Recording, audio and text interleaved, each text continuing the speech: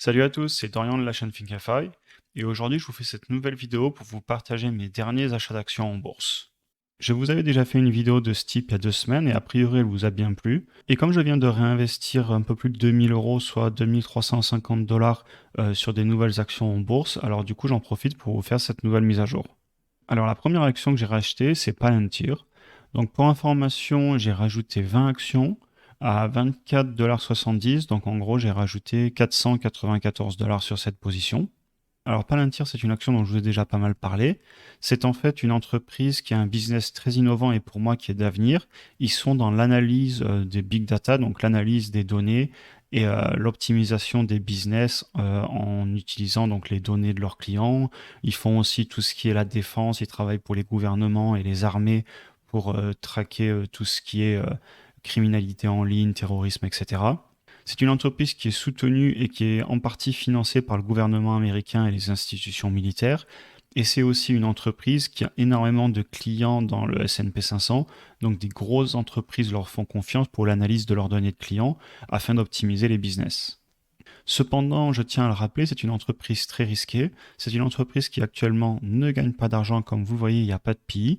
Normalement, ils devraient gagner de l'argent l'année prochaine. On voit qu'ils ont un forward PI positif, cependant très élevé. Ils ont par contre une très grosse croissance des revenus nets dans le futur prévu par les analystes. Et d'ailleurs, quand je vous avais fait à l'époque mon analyse, j'avais aussi des chiffres de croissance assez impressionnants. Ils n'ont pas spécialement de problème de dette asset vs liability du moins. Le price to sales ratio, donc le prix par rapport au revenu brut est extrêmement élevé. Donc vous voyez, c'est une entreprise qui est très chère, mais c'est aussi une entreprise qui a une très forte croissance comme on va le voir. Alors ensuite, si on va regarder les revenus, donc ça fait pas très longtemps qu'ils sont en bourse, même si l'entreprise existe depuis plus longtemps, mais donc ils ont enfin accumulé 4 trimestres, et donc vous voyez que sur le trimestre fin juin 2021 par rapport à 2020, on a fait plus 49% sur les revenus. Donc c'est pour moi un investissement long terme, sachant que c'est une entreprise qui peut être, à mon avis, assez spéculative sur le court terme. Et d'ailleurs, on peut le voir, c'est une entreprise qui est assez tradée. Si vous regardez la courbe sur quelques mois, vous voyez, on peut faire du plus ou moins 60%. Donc c'est une entreprise qui, sur le court terme, est très volatile. Mais pour moi, c'est une entreprise que je gage, que je vais conserver des années, et ce sera du très long terme. Donc vous voyez, j'avais fait un point d'entrée début octobre, le 5 octobre d'ailleurs, au niveau des 23-24 dollars. Et là, j'ai réinvesti à très légèrement la hausse. Donc ce que je fais, c'est que je continue à acheter cette action et à construire ma position. Et quand l'entreprise commencera à trop exposer ou quand elle pèsera trop en termes de pourcentage de répartition dans mon portfolio, alors j'achèterai de l'acheter, puis je la laisserai faire son travail sur le long terme. Alors maintenant, la deuxième action que j'ai rachetée, il s'agit de Corsair Gaming. Donc Corsair Gaming, j'ai racheté 10 actions pour un prix de 24,70 $ par action, donc j'ai investi 250 dollars. C'est une entreprise sur laquelle je suis à la baisse et j'ai racheté à la baisse puisque ça me permet de baisser mon coût de revient moyen, sachant que pour moi, c'est aussi une entreprise que je vais conserver plusieurs années en portfolio, du moins si le business model ne change pas, etc. Mais d'ailleurs, ça c'est vrai avec chaque action. Si le business model vient à changer, s'il y a de gros soucis, je peux décider de liquider une position qui était considérée long terme si les fondamentaux de l'entreprise ont changé. Alors Corsair Gaming, pour rappel, ils font du matériel pour le jeu vidéo et le streaming, notamment principalement pour les ordinateurs. Donc pour le jeu vidéo, ils ont leur marque Corsair Gaming sur laquelle ils font tous les accessoires, aussi bien les casques, les claviers, les boîtiers d'ordinateur, les écrans, etc. Et après pour le streaming, ils ont Elgato. Donc c'est une entreprise qu'ils ont rachetée il y a quelques années et maintenant ce sont le leader du streaming, enfin du moins du matériel de streaming. Donc pour le streaming, ils ont des micros, des caméras, et ce qu'ils ont aussi surtout, c'est ce qu'on appelle les streaming decks. Ce sont ces petites plateformes qu'on voit qui permettent aux personnes du coup qui font du streaming de passer d'un écran à l'autre, de couper le son, etc. Et ce qui vient avec ce streaming deck, ce sont aussi toute la partie logicielle, où ils ont justement tous ces logiciels qui permettent de gérer le son, la vidéo, etc. Alors il faut savoir que c'est une entreprise qui a souffert récemment du confinement et de la crise sur les composants électroniques. D'ailleurs, on peut le voir assez facilement si on regarde la courbe. On voit que c'est une entreprise qui se portait très très bien juste après les débuts de la crise Covid. Donc, elle est rentrée en bourse après mars 2020, mais vous voyez qu'elle a très bien fonctionné. Et depuis, on est sur une descente lente, tout simplement parce que l'entreprise a eu des problèmes pour fournir des composants électroniques pour fabriquer tous leurs produits, et aussi tout simplement parce que le streaming Et le jeu vidéo, c'est pas forcément quelque chose de très apprécié en ce moment en bourse à cause de toutes les thématiques, fin du confinement, etc. D'ailleurs, si vous allez voir des entreprises comme Zoom, qui étaient typiquement des entreprises qui avaient bénéficié du virus, ce sont les entreprises qui ont souffert récemment en bourse. Alors maintenant, si on va regarder les chiffres de l'entreprise, c'est là que ça devient intéressant pour moi. C'est une entreprise qui a un PI actuellement de moins de 16 et un forward PI de 13. Ils ont un price to sales à même pas 2. Je ne sais pas si vous vous rendez compte, mais pour moi, ce sont des valeurs d'entreprise dites value, hein. Normalement, une entreprise qui a un PS comme ça, ce serait peut-être un Walmart ou une grosse entreprise qui a assez peu de croissance. Et d'ailleurs, si vous regardez les chiffres, on voit que les analystes prévoient sur les 5 prochaines années une croissance des bénéfices nets très faible. Par contre, on constate aussi que l'année dernière, ils ont eu une très belle croissance sur leur vente à plus de 24%. Et ça, on peut le confirmer assez facilement en allant sur MacroTrend. Vous voyez, ils ont une belle augmentation de leur vente. On voit là, on est à plus 60%. Donc ça, c'est certainement en partie grâce au confinement. Et on voit depuis qu'ils ont une petite baisse sur les revenus. Mais ça, si vous regardez leur dernier rapport d'investisseurs, c'est vraiment lié au fait qu'ils n'arrivent pas à fournir les produits aux clients. Et ils ont aussi des gros problèmes de supply chain. Ils ont fait énormément d'aériens. Donc ils ont eu aussi une baisse sur leurs revenus. Cependant, pour moi, c'est pas du long terme. Alors après, je peux me tromper et évidemment, chacun est responsable de ses propres investissements et peut-être que l'entreprise se porte pas si bien que ça et que les analystes ont raison. Mais moi, mon avis, c'est que c'est du passager. Quand je dis passager, ça pourrait très bien être 1 an ou deux, cette crise des composants. Mais sur le long terme, je suis vraiment bullish sur tout ce qui est gaming, streaming, etc. Et je pense que ces valeurs sont trop faibles. Et je pense sincèrement que sur 3 ans à 5 ans, je vais au moins doubler ma mise parce que je vois cette entreprise continuer à grandir d'un point de vue de leur vente. Donc voilà, pour moi, Corsair, c'est une entreprise qui est sous-évaluée. Cependant, je tiens à le dire, il y a des risques. Je pense que sur le court terme, il pourrait continuer à baisser parce qu'il pourrait souffrir de tous ces problèmes de supply chain. Mais c'est une entreprise que je vais conserver sur le long terme, du moins du moment que leur business model ne change pas et qu'ils n'ont pas d'autres problèmes qui seraient plus liés à leur vente, non pas à cause qu'ils ne sont pas capables de fournir les produits, mais tout simplement parce que les clients se désintéresseraient de la marque. Mais tant que je ne vois pas de signaux négatifs dans le sens-là, je continue à conserver l'action.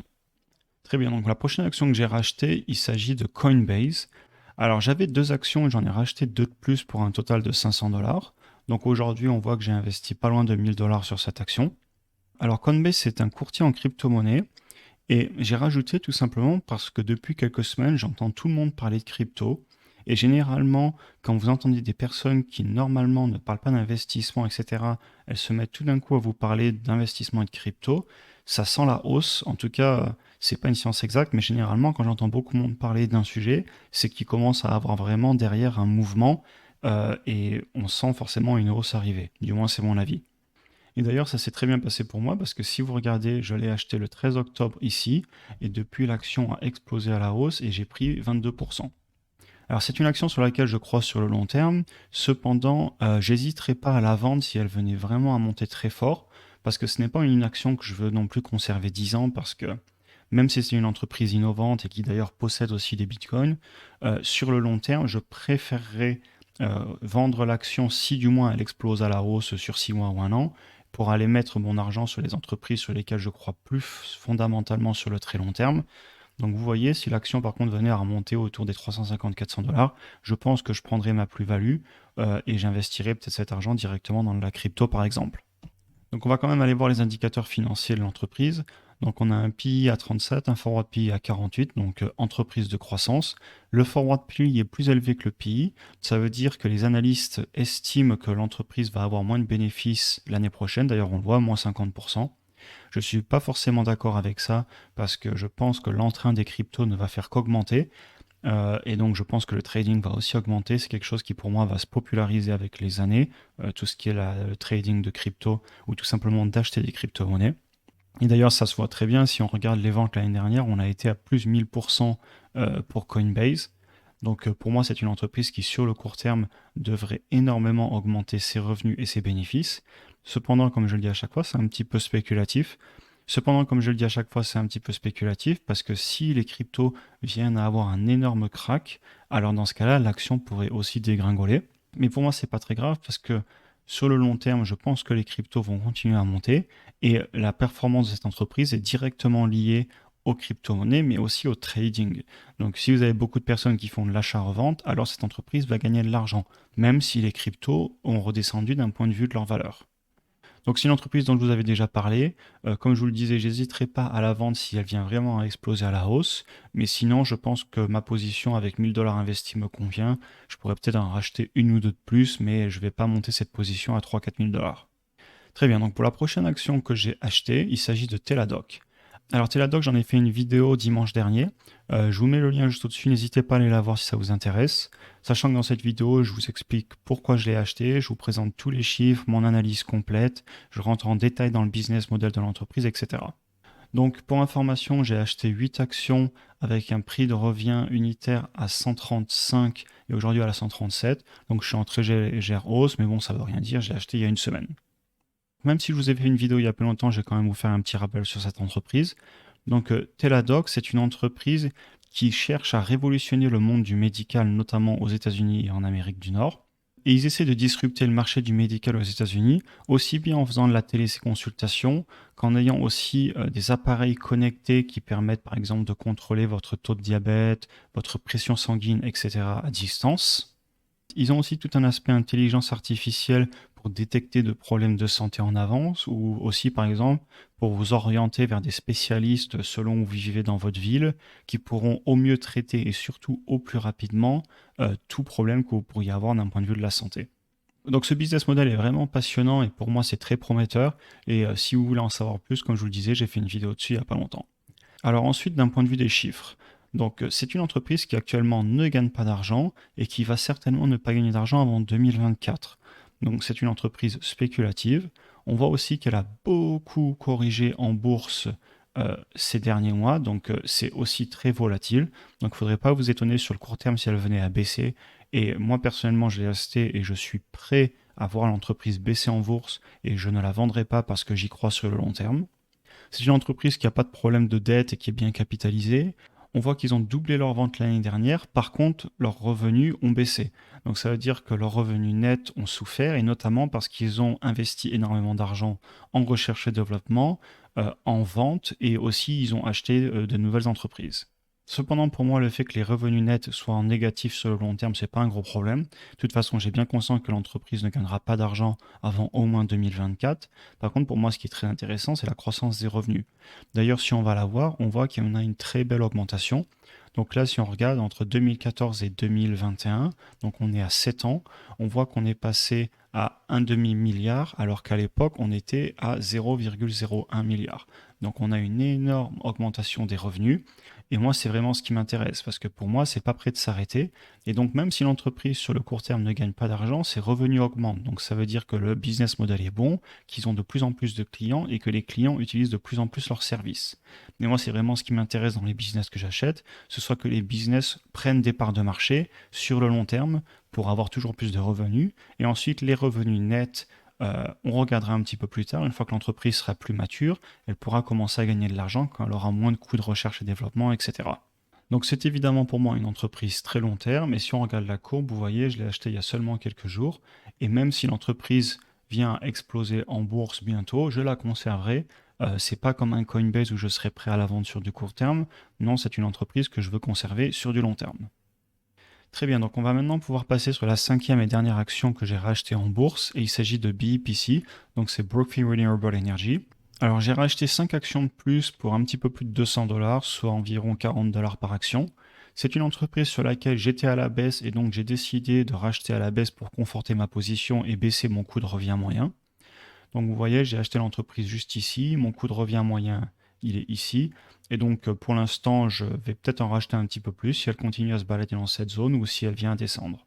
Alors BEPC, c'est vraiment un business model très différent des entreprises que je vous ai montré juste avant. C'est en fait un énorme producteur d'énergie renouvelable.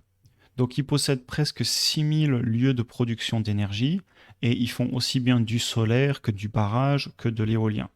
Alors c'est un business model qui est très différent d'une entreprise comme Palantir par exemple. C'est une entreprise qui a énormément de capex et donc de dettes.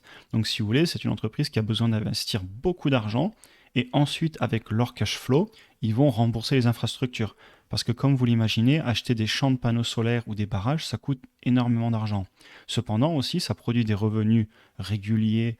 Enfin, il faut qu'il y ait du soleil et du vent et de l'eau. Mais globalement, sur une année, si vous lissez, vos revenus sont assez réguliers, d'où le cash flow très intéressant et d'où aussi la distribution du dividende, comme on en parlera juste après. Donc ensuite, si on va voir les indicateurs financiers, c'est une entreprise qui a un price to sales assez bas, donc c'est cohérent puisque c'est une entreprise qui en théorie n'a pas une énorme croissance et on pourrait plus le comparer à une entreprise value, même si c'est plus une entreprise qui fait de la production, donc c'est plus une entreprise axée cash flow. Donc c'est une entreprise qui n'a pas de PI et un forward PI élevé. C'est une entreprise qui en fait n'a pas de revenus nets positifs ou de temps en temps, mais c'est normal puisqu'en fait ils réinvestissent tout leur argent dans des nouvelles infrastructures. Mais cependant pour moi ce n'est que la moitié de l'histoire.